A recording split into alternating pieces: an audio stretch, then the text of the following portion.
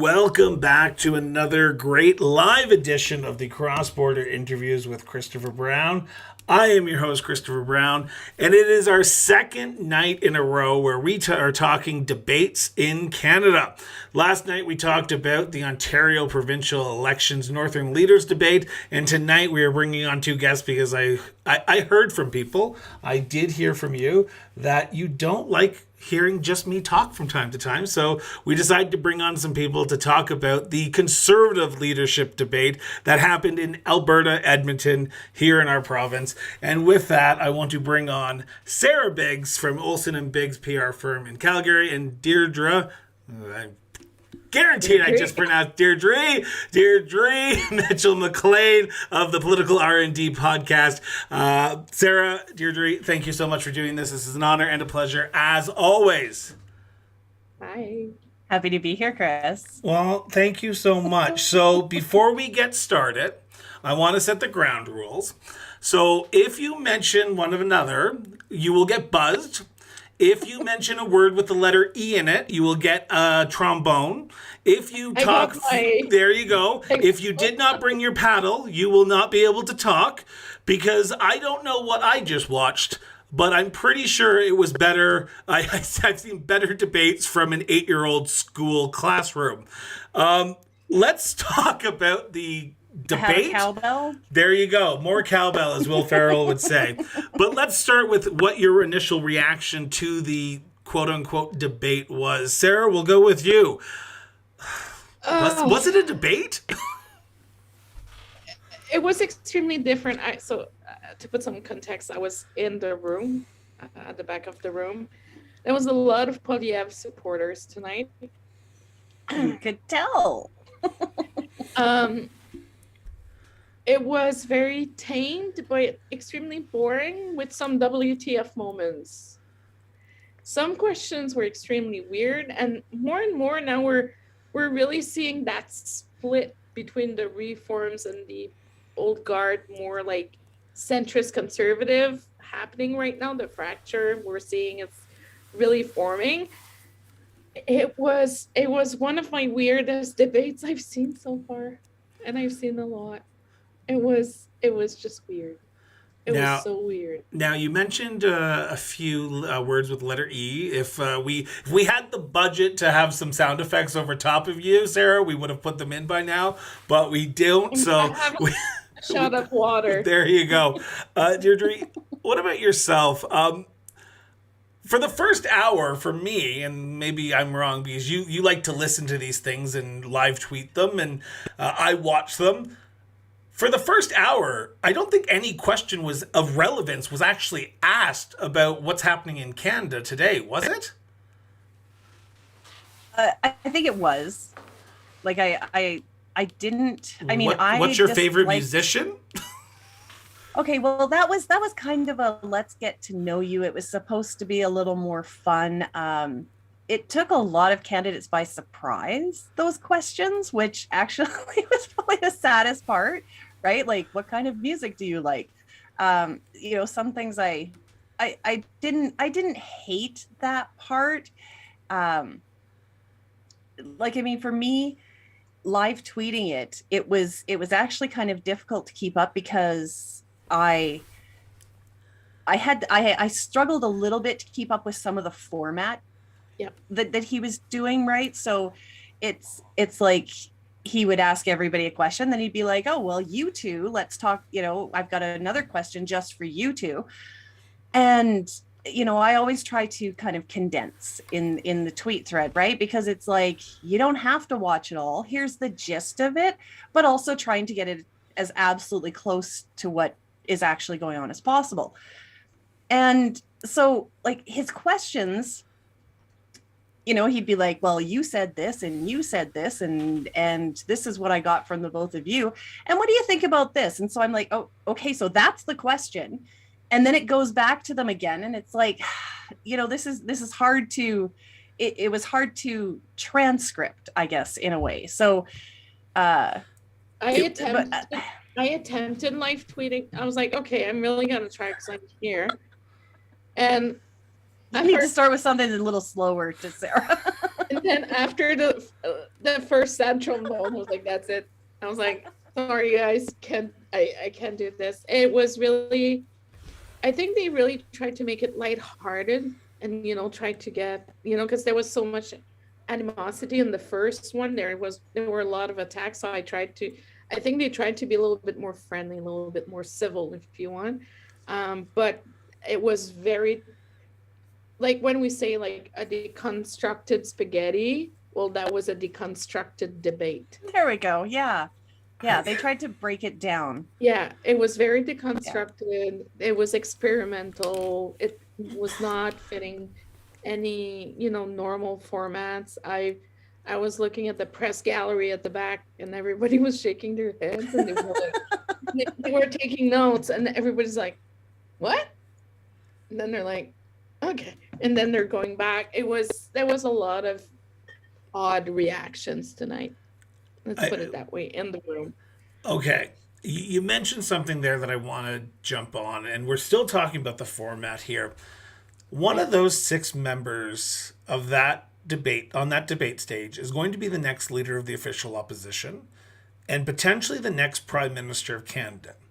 For the average person, not you, not me, not anyone who is in this panel right now, we know these 6 candidates. We know of them. We might not know them fully, but we know of them. The average Canadian voter who is tuning into that debate tonight got a massive disservice, did they not, from that format?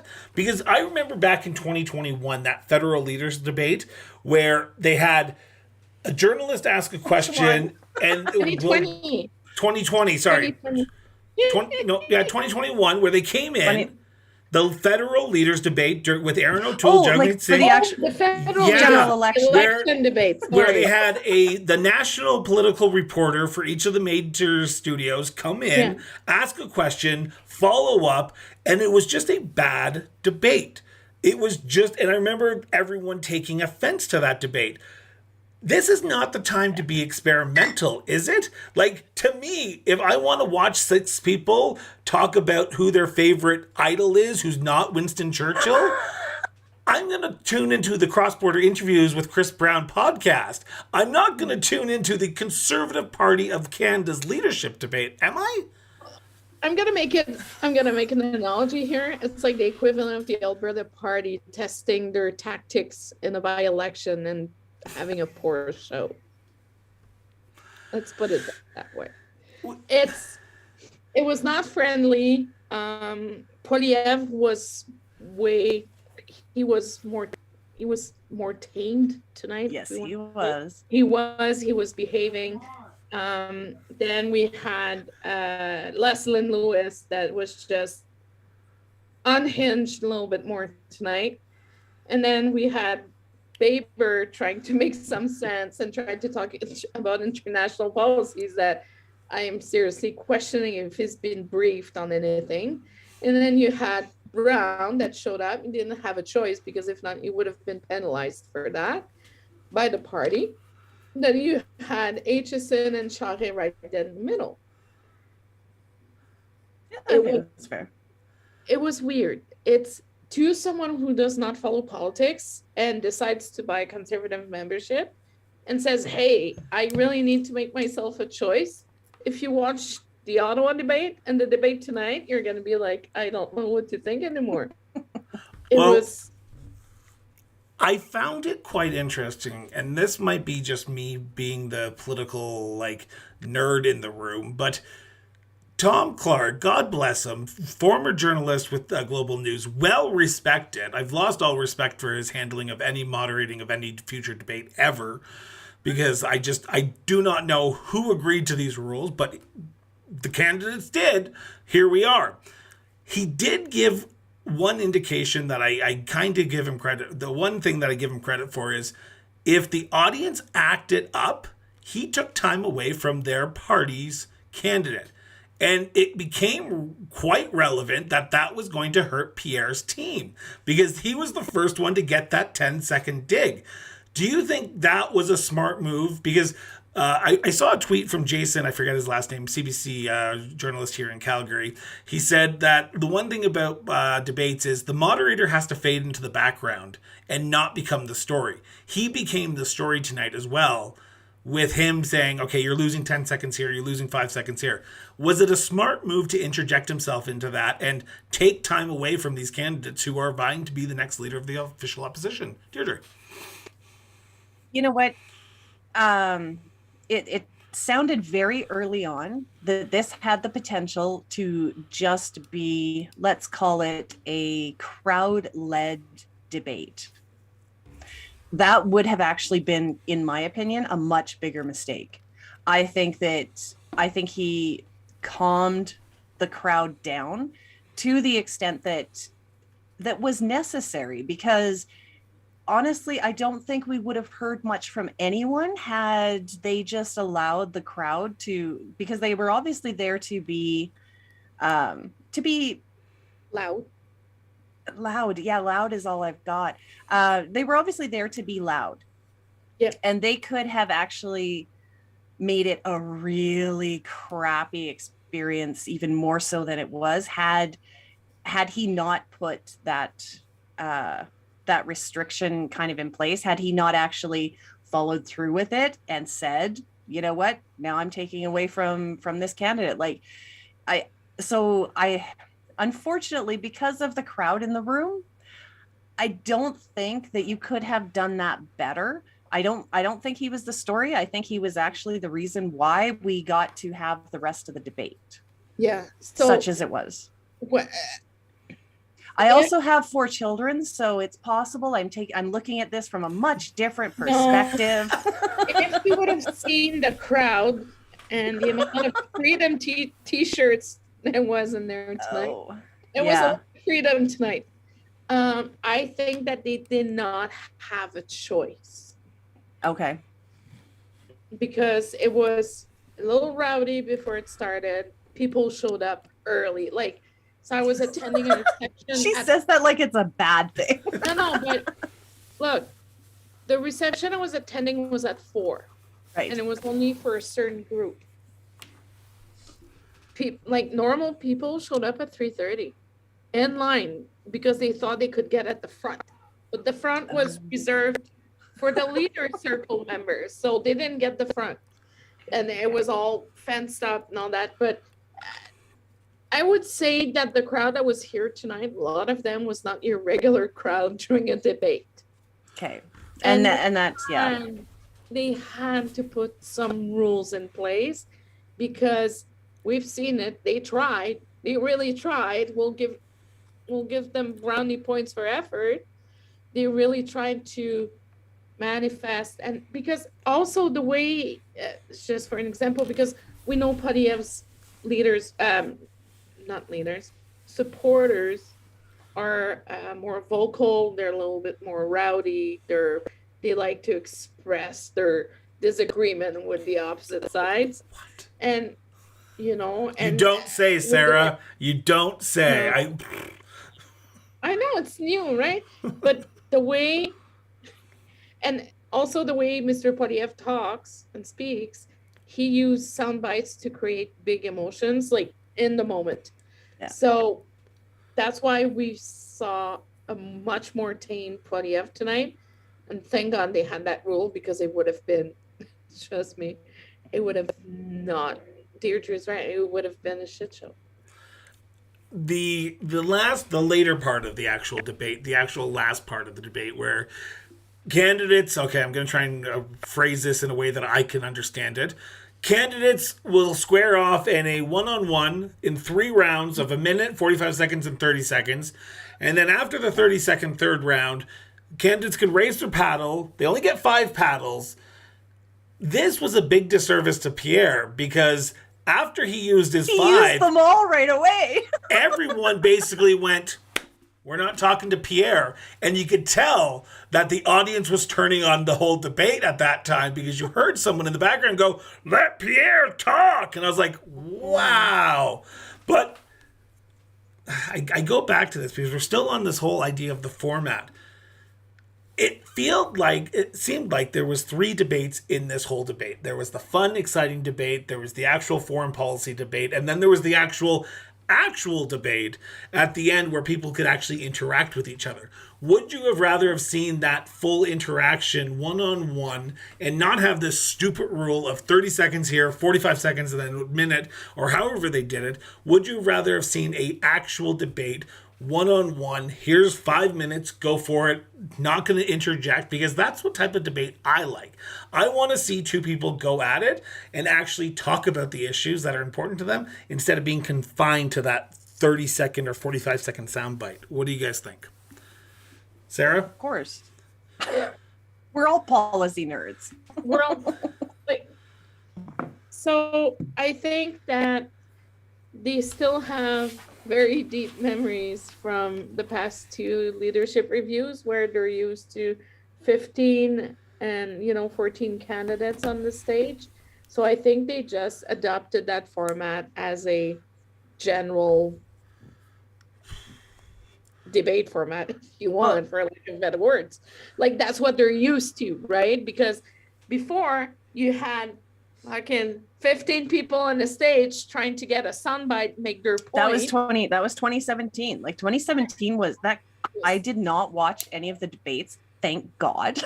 Well, you had like all the interesting people in there. You had Bernier, you had like, I don't even remember who ran. Like Michael Scheer, Chung, Leach, Kelly Leach, yep. Scheer. Oh, right. I was working for O'Leary. I should remember that. But Kevin O'Leary, I have a button of his. Yeah, love Kevin. He's so short. Sorry, Kevin. Please don't. I just don't understand. Like, I hope this is not the debate that they're going to have in Quebec, because traditionally, and this is going to sound very bad to the English part of Canada, Quebec debates are a lot more fun, because that's when you actually get into the substance of it. Because, and I'm going to say this, and I'm going to sound very rude when I say this, out of those 6 candidates, probably 3 of them know how to speak fluent French. Exactly. So it's going to be a very short debate. So it's going to be a debate dominated by Monsieur Charest. Yeah, and Pierre. of course. Yeah, but Pierre, his French is okay, but I can't say that his French is amazing. He speaks French. Lewis has been practicing. Yeah, they've all been practicing, but it's gonna be Charest's show in Quebec. Yeah, it's his. It's also his, yeah. Well, and that's the sense, right? Down. It's the Pierre event was in Edmonton, because that's where his base is, Western Canada. You have Charest coming up in Eastern Canada and Quebec, so they're playing to their strengths. It doesn't give the down ballot candidates, and I mean that in all sincerity to them, because they all have the right to be there. They all filed their $360,000 deposit plus their taxes on top of that, or however you want to put that.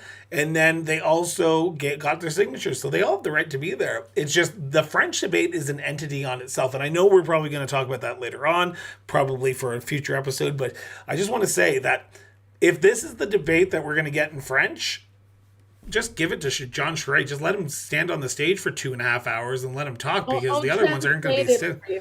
Pardon me? I'll translate it for you. Let's have a viewing party, Sarah, you and me. But what's important too to understand, and I know a lot of people does not agree with this, but to be able to effectively run this country, you need to be bilingual, not only speak French. You need to be fluent and bilingual and functioning, because a lot of times the individuals that are voting in Quebec, Harper was the exception to the rule. Only in 2011. But it is extremely important. A lot of the Eastern province and Quebec, because Quebec has 9.3 million people in the province. It's a huge province. Plus you have Ontario, there's Francophone, part of Manitoba, and then it fades down. But the leaders that have been the most successful have been speaking French. And Harper was speaking French, but then he really got extremely good at his French into, the circumstances. So It's going to be interesting. Can we talk about the placement on the podium? Which is what I was going to go to next. Which I did not see.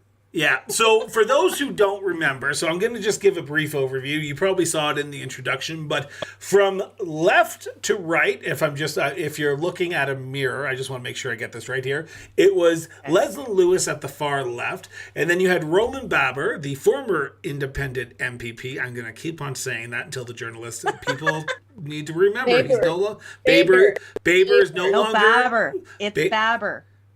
You keep saying Baber. No, I mean, other people keep saying it, but he says Baber. Oh. Yeah. Yes. And then beside Roman, you had former Premier of Quebec, John Charest. Then you had Scott Atkinson, the Atchinson. I apologize. Atchison. Chris Brown. Get an easy name to pronounce, people. But that's it. That's all I ask, okay? If I get anything out of this show, just get an easier name to pronounce. Then, so Parry Sound Muskoka MP. Beside him, you had Brampton Mayor and former leader of the Progressive Conservative Party of Ontario, Patrick Brown, his first appearance, which we'll talk about a little bit later. And then at the end, far right, you had Mr. Pierre Poilievre. Or as Miss Leslie Lewis said 12 different ways, 12 different times, Pierre Poilievre. But you had Pierre at the end. Sarah, what did you think about the placement? Because I was very shocked to see, not shocked because I'm assuming it was a random draw. It could have been a random draw, I don't know. But the order that the candidates were in. Fascinating. So you have the two candidates that are sitting at the most right of this political spectrum were at the very end of the podium on each side. Then you have Baber. That was he's there, but he doesn't know much about anything. He's a candidate. He's a candidate. He's there. And then you have Charest, Brown. No, Charest, Aitchison, and Brown. Yeah. So it's almost like if they tried to split the most polarizing candidates at the end of the stage and kept the centrists in the center. But they had to separate Poilievre from Charest because last debate, it did not go well. They had to separate the two. Yeah. They were too close. It really didn't go well because I want to the dynamic between the candidates. You could tell that there was tension, and not just between Charest and Poilievre. There was tension between all of them. From someone who was listening to the debate, Deirdre, how did you find the tension between them? Because that's the one thing I always find fascinating, because I can watch this as a political observer. I know where people are going to be coming from. I know what they're going to say, but I want to know from someone who listened to it, did you get that tension? Because some of the hand movements that Charest and Poilievre and even Roman and Leslie were doing there for a few minutes, I was like, calm down. You're looking like the angry, class of conservative 2021 it's going to be bad. Did you get that tension while you were listening to it?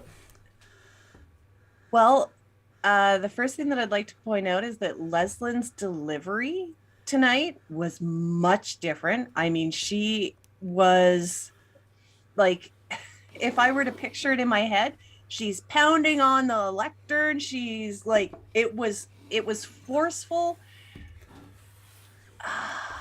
Not in a good way. It was forceful in a scary totalitarian dictatorship kind of way that just she had this. Okay, do you remember the episode of The Office when Dwight has a speech to make and Jim's like, totally, I took this, and gives him basically a Mussolini thing?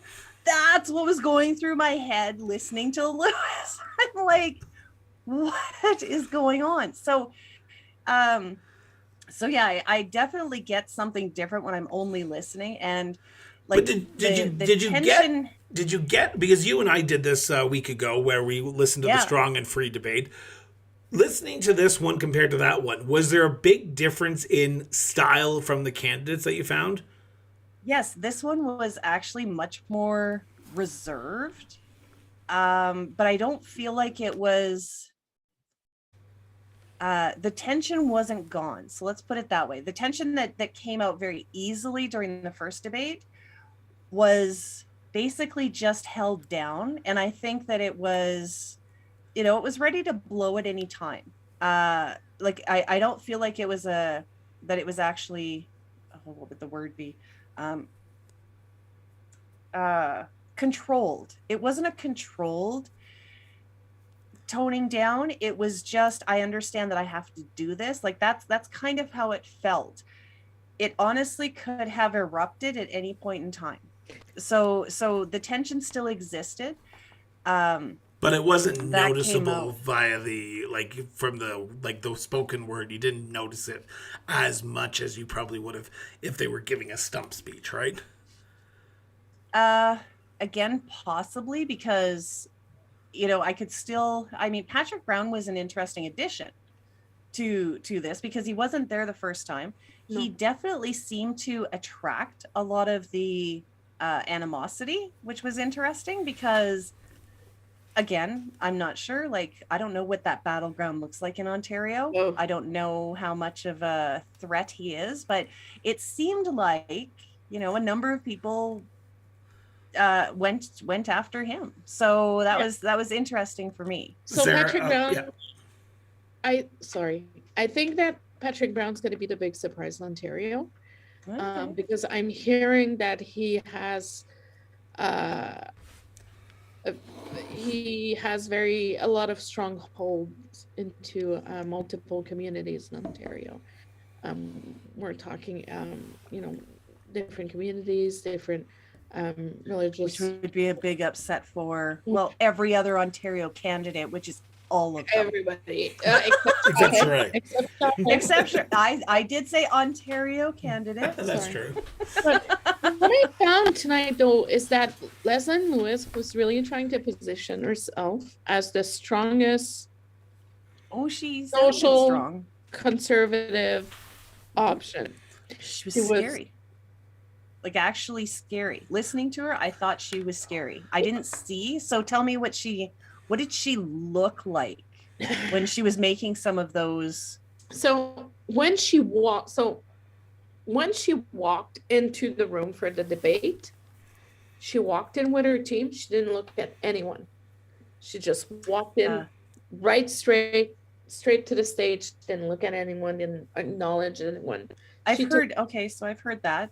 Yeah. That she's not so good at, like, No, The she doesn't work interaction. like Yeah. Mr. Charest, let's say. Like, I had the chance to talk with Mr. Charest, and I spoke with Michelle, his spouse, and we had a good conversation. And then Mr. Aitchison was at an event earlier. He was the only candidate that was at the event. But I think that,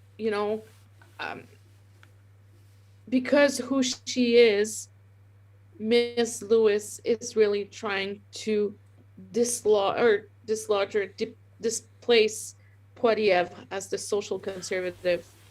Well, I just want to Du mention jour. that. voice. I just sorry to interrupt, Sarah. I just want to talk about that for a second, because the last debate, the Strong and Free Canada Strong and Free debate, hosted in Ottawa at the event, abortion didn't come up. Tonight, abortion was the center of a Put on lot the of spot. attacks. Because you saw, and it could be just Leslie Lewis wanting to solidify that social conservative base.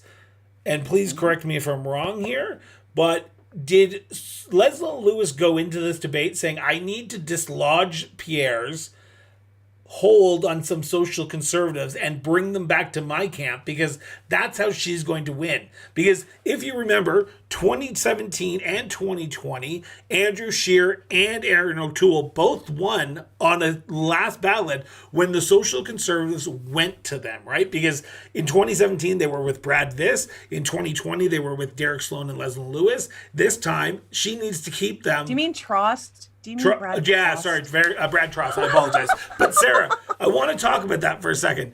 Go ahead. It's so something weird happened this afternoon. French CBC asked me a question about abortion, and I was like, interesting. So I was like, I've been working on Bill 17 for a long time. It passed today. It's a done deal over. What's it called, Sarah? Tell us about Bill 17. Sorry, Chris. No, it's because there's so just to put some context in it, it's because we had to include, we were trying to include abortion in the language and all that, so we had to work around the language anyways. So that was adopted 15 minutes before the debate started. 15 minutes before. And so, and then the afternoon, CBC asked me a question about what do you think about the abortion file? And I straight up said, the abortion file, this is not a discussion we should be having anymore. It is only a problem if one of the candidates wants it to be a problem, and will make it a problem. So I was extremely, it's almost like if it was biased to try to, so, earlier I said we're seeing a clear break between the Reformed Social Conservatives and the old, kind of more old, PC. I think that was an attempt to try to start separating them, if you want. Because Miss Lewis' platform on the board on motherhood and prenatal benefits and all that is quite interesting. Poilievre is not going to stop anyone from presenting bills. And then you have Baber. Roman. Yeah, it's like, eh. And then you have Aitchison. He was the first one to come out extremely strong in favor of abortion. Charest pivoted his position from last week. So last week he was saying that he is pro-choice, but people might be introducing bills. And then tonight he was like, I'm pro-choice, and that's it. We're not reopening the debate. And then you had Brown that's like, oh yeah, I'm pro-choice. So I think it was an attempt, that damn question though, but they knew we were in Alberta. They knew that question would get strong reactions. Like, I think it was done on purpose, but I also think that with that question, we're able to make a difference between the social conservative and the old stock conservative. So that's going to be interesting to watch what's going to be happening next few days in the news cycle. And I'm not sure if it's going to be drowned out because of the Ontario election, because the people of Ontario who traditionally, and I say that with all respect to anyone west of Manitoba, traditionally elect a sitting government. After Ontario, there usually is a few seats, but there isn't that many seats that can make a difference. But after Ontario, you find out if it's a majority or a minority. In Ontario, you find out who's government. Let's just be honest. Let's call it for what it is. Yeah. People are tuned into Doug Ford right now. People are tuned into the election back in Ontario right now. This debate about abortion does not play well in Ontario. Is that the saving grace that the Conservative Party has, Deirdre, about having that actual line in the sand where one big province where we need all of the supporters to win government is talking about something else, so we can be over here in another province actually saying what we actually want to the base of the party, because Alberta is the base of the Conservative Party right now. Okay, I agree and disagree. One of the things I will give Leslie Lewis full props for is that she's not going to back down from her position on this. Mm-hmm. And I have to respect that. Not because I respect her opinion, but because I respect the fact that she is not going to change her mind to get elected. But would she have said that downtown Toronto? Would you have seen Pierre Poilievre say the exact same thing that he said tonight downtown Toronto? Might not. Poilievre might not. And that's my concern is the fact that he said it tonight. And Charest jumped on him quite quickly on that whole issue. He did. And I was very shocked. So it was... Abortion reared its head in the debate. I was shocked that it did, but I don't know if Tom Clark gave the questions that he was going to ask to the Conservative Party leadership, the debate team beforehand, so that way they could vet them, or if it was actually him being an independent journalist doing this. So I don't know what the vetting process for those questions, or if it was just Tom himself. Do you know what I would, I will say that I don't think, I mean, whomever brought up that question, I think it was actually one of the reasons that it was brought up is because of how it was dealt with during the first debate. Leslyn Lewis made a comment during the first debate, and she said, we don't know what all of these gentlemen on this stage think about abortion. And she said, I have been very clear. Like I honestly expect that she will be very clear no matter what province she's in. Like I said, I respect the fact that she will be. I just hope everyone's listening when she says it. She means it. She fucking means it. I want to talk about the man who wasn't at the first debate. He has relatively kept quiet over the last few weeks since the start of this campaign, and that is Patrick Brown. We know we mentioned him for a bit at the top of the hour, but I want to go into a little bit more depth before we cap this off and then we start talking about the winners and losers of the night. But Patrick Brown, this was his first introduction to the Conservative memberships. People might know him during his time as the Barrie MP, during his time as the Ontario Progressive Conservative leader, during his time as Brampton mayor. I feel like I could keep on going if I had to, but I just don't want to because it seems like his resume is longer than my shirt sleeve right now. Patrick Brown, yeah, well, exactly. Patrick Brown made an appearance tonight, and I didn't know what to expect. I want to get both your opinions. I'll start with Deirdre, and then we'll end with Sarah on this one. Deirdre, what did you think about Patrick Brown on this topic? Because for many people, they might not know who he was, because remember, he was a backbencher. Him and Brian Jean probably sat side by side during his... Well, I do too. So what did you think about Patrick Brown being on that stage and how well he did? Okay, so here's where I get to admit that I had trouble listening to the debate because Roman Baber and Patrick Brown sound the same, and I was like, more than once I was listening to who I thought was Baber, and then I'm like, but I put Baber up there. Or Baber, yeah. And I was like, I already have his answer. I'm like, crap, that was Brown. So that was a very unfortunate. Freudian slip there. Yeah. So, but did he bring anything to the debate that wasn't at the debate last week? Well, apparently he brought a new target. Like I was actually surprised how many of the other candidates targeted him in particular. I was kind of surprised at that, but again, I'm right. We're not in Ontario, so I don't know what kind of pull he has, what kind of swagger he has, especially with the other, in comparison to the other candidates. So, but I was still kind of surprised at the number of candidates who brought him into it, like they wanted him there, yeah, or like they wanted to put him on the spot. Which, again, I found strange. No, and I did too. Sarah, what about yourself? Brown is a relatively low profile in this debate schedule, right? In this campaign. He is making the rounds in the Tamil Chinese communities. He was here in Calgary. He was up in Edmonton. He has been talking over and over again, but he hasn't been really on record. He's not giving that many interviews. So this was the first time that many party members have actually gotten to know him. Did he do himself any favors?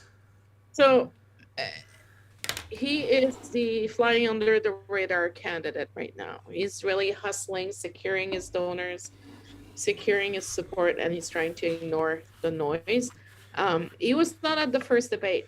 So I think that a reason why they took so many swings at him tonight is because he was not there on round one. So, when there's a new guy that we know that he is a possible threat, and like everybody in the conservative circles right now know that he has been working, the Sikh communities and the Muslim community. And that's exactly where he is the strongest, because Brampton is fairly diverse as a city. So he's really trying to take everything that he can and try to avoid the outside noise. So now, we're going to have to keep an eye on Brown because he was the premier of a province.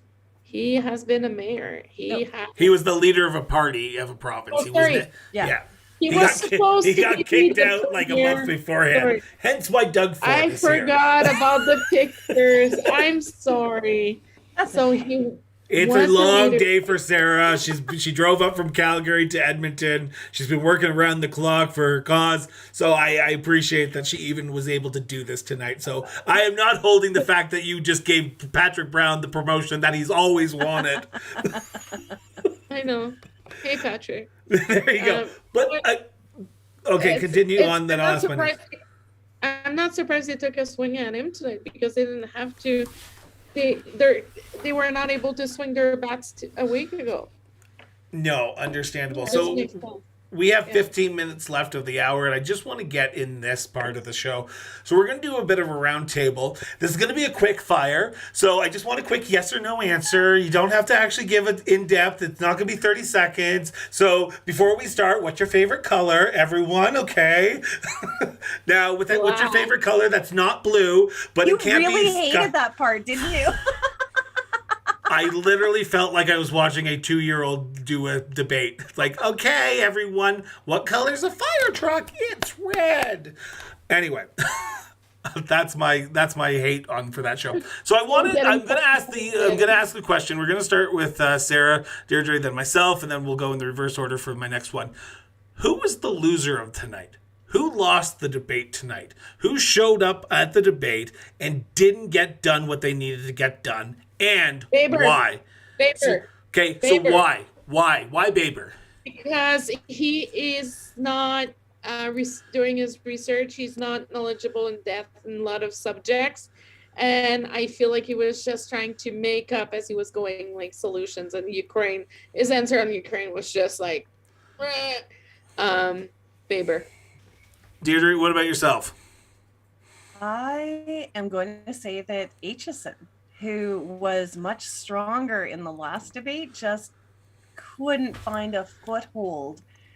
Yeah. Where last one he really seemed to he seemed to hit the mark every time when he was like, what are we doing? We need this.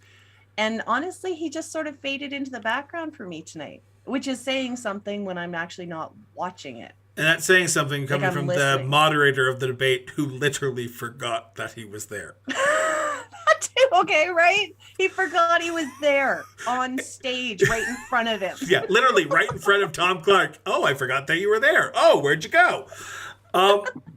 My loser of the night, and this is going to be kind of a controversial one, I think it was Pierre. Pierre Poilievre was the loser of tonight. And I say that with this in mind. The debate format screwed him over. Because at the end of the debate, the last 45 minutes of the debate, when he was out of his paddle board, whatever you want to call it, no candidate wanted to take him on because they didn't want to give him the moment. So he did not have the time and he did not have the ability to give his 15-second sound bites that he is so well known for. Yeah, exactly. So he was, in my opinion, he was the loser of the night because the debate format, which I can't believe he agreed to, screwed him over. So that was my loser. Now, on the flip side of that, who was the winner of the night? Deirdre, let's go with you first. Who was the one that you went, holy crap, you actually showed up? Well, it'd be easier to say Patrick Brown. So who was... Was there anyone that... try and put my... I try to put myself into, if I supported this person, how did they do? If I was debating between these two people, how did they do? I'm probably... I'm going to go between Leslyn Lewis and... I'm going to go between Leslyn Lewis and Jean Charest, and probably Polyev, it's going to be a three-way tie because they are all talking to very different people. Even though Lewis and Polyev are talking to very similar people, right? They're fighting over the convoy. And you know what? Yeah. You can have that 0.1%, I supported 0.001%. Yeah. Like, come on. Okay, they can fight over that. Like Lewis, I think she is number one with the social conservatives. Polyev is number one with the kids in the Reform Party. Charest is number one in the progressive conservatives. Like, this is as much as we might say like who's going to win, it is not really 100% a united party, and one of these people is going to win and they're going to piss off everybody else. So I can't really do anything more than give it to three win, right? Because they won the people that they are there to win. Sarah, what about yourself? Was there any particular winner for the night for yourself? I think it was a draw for me. Nothing came out. So I'm gonna say Charest did fine, but nothing blew my mind. Well, some things blew my mind, but not they weren't good things. I'm gonna say Charest is gonna win the night because he was calm, poised.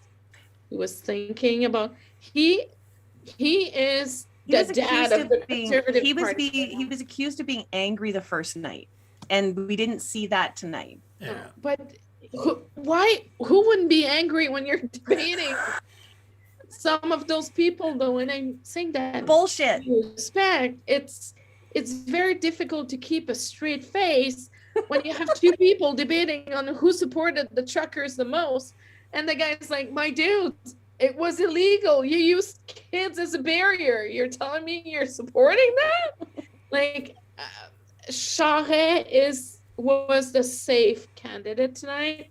He was very calm. He was civilized. He was much more stronger on, let's say, the military question. You know, we're going to be opening two because he was the first one in the leadership candidates that recognized that we need military bases up north because, you know, things might happen. And also because he's the first one that has really presented an environmental plan. And that's a big one for me. Because, you know, we as conservatives, we need to understand that if we don't have an environmental platform, the swing voters in the middle, they won't go vote for you because the 35 to 50 are looking for environmental platforms. So the ones that are voting for like the liberals or the conservatives, and you keep going back and forth and they're sitting right and center. If they're looking at a conservative option that doesn't have a credible environmental platform, they're done. So I think Charest won for me tonight. For me, yet again, it's going to be a very, very controversial opinion. And for all those who are about to send me negative hate mail, I will file it in the appropriate location once you do. What's your email address again? The winner of tonight's debate was Justin Trudeau. Justin Trudeau came away from this debate tonight without any hits against him. Pierre didn't attack him. Thanks to the sad trombone. Exactly. Justin Trudeau came out scot-free. And for a party that is trying to be the government in waiting, they took more shots at each other over what day they endorsed the Freedom Convoy and what hour and what neighborhood they did than they attacked Justin Trudeau.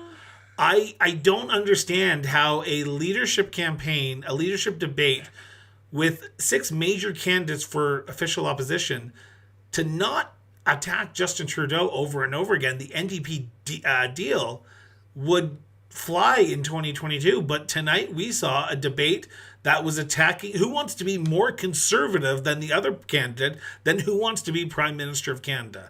So that is my winner of the night, and I know that's going to piss off a lot of conservatives, but it's true. If you can't attack Justin Trudeau, and And the amazing thing is that they did it. Okay, now they didn't do it to themselves. The debate format did it to them. But I didn't even think about. Now, granted, okay, so who was it? Was it Scheer or was it O'Toole or was it both of them? Who every time they made a speech, they mentioned Trudeau more than than themselves. Oh, they're obsessed with it. That's like Trudeau's the boogeyman. So to begin with, I was kind of like, okay, fine, don't mention Trudeau. But just when you said that, Chris, I was kind of like, but that screwed them so much, and I didn't even realize it till you said it. So yeah, Trudeau was the winner. Thank you. Plus at the same time, I said this during the last debate that Deirdre and I talked about. The Liberal War Room has about a campaign and a half of attack ads for any one of those candidates that come out on top. Because Pierre's quotes against Charest will be used. Charest's quotes against Pierre will be used. Leslin's against Pierre's will be used. It's how campaigns win. It's just... I'm just looking at the attack tweets that happened tonight. Yeah. There's one. So Charest had a team live tweeting, and he wrote, "I talk about Pierre's economic record, but he hasn't accomplished anything worth speaking about. Leadership can't be bought with Bitcoin, and experience running the economy can't be Googled." If you don't think that is going to be used in an attack ad in 2025, it will be. That's beautiful. The Liberals won tonight because, and this is where I give Scott credit, and then I'm going to wrap up here. But Scott, I give him credit because he's like, we need to start unifying, and we need to start aiming our focus on Justin Trudeau and not being against each other. Because if we continue to do this, we will lose the next two elections. So don't discount HSN yet. No, and you know what? I don't discount him. He just didn't have as strong a showing for me this debate as he did the first one. Yeah, but what do you got? So with that, we are coming up on the hour mark, and I told Sarah that she can get to bed here in the hour mark. But I want to thank everyone for tuning in.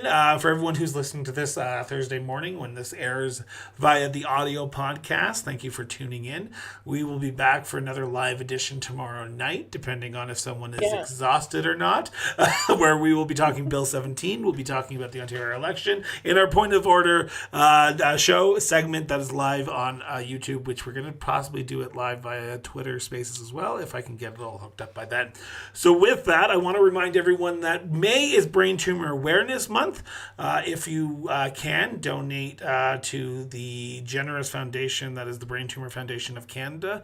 It is currently a long road for a lot of us who are suffering from tumors on our good old noggin, which causes us to have seizures and brain moments where we can't think, like right now, because I'm not able to coherently put a sentence together, as you can tell. But please donate if you can to the Brain Tumor Foundation of Canada. Even your small donation I've donated. Yes, you have. Thank you. So thank you so much for tuning in. I'm going to say this as I always do. Get out from behind that good old social media. Go have a conversation with somebody, because sometimes if you just use a paddle, you can actually interject for 30 seconds, and then 30 seconds later, you can have another interjection. So, okay, Sarah, what would you like to say for 30 seconds? I joke. With that, I want to thank everyone, Deirdre, Sarah, myself, for doing this at 8:30 Mountain Standard Time at night till 9:30. Thank you, and we'll be back tomorrow, guys. Talk to you later.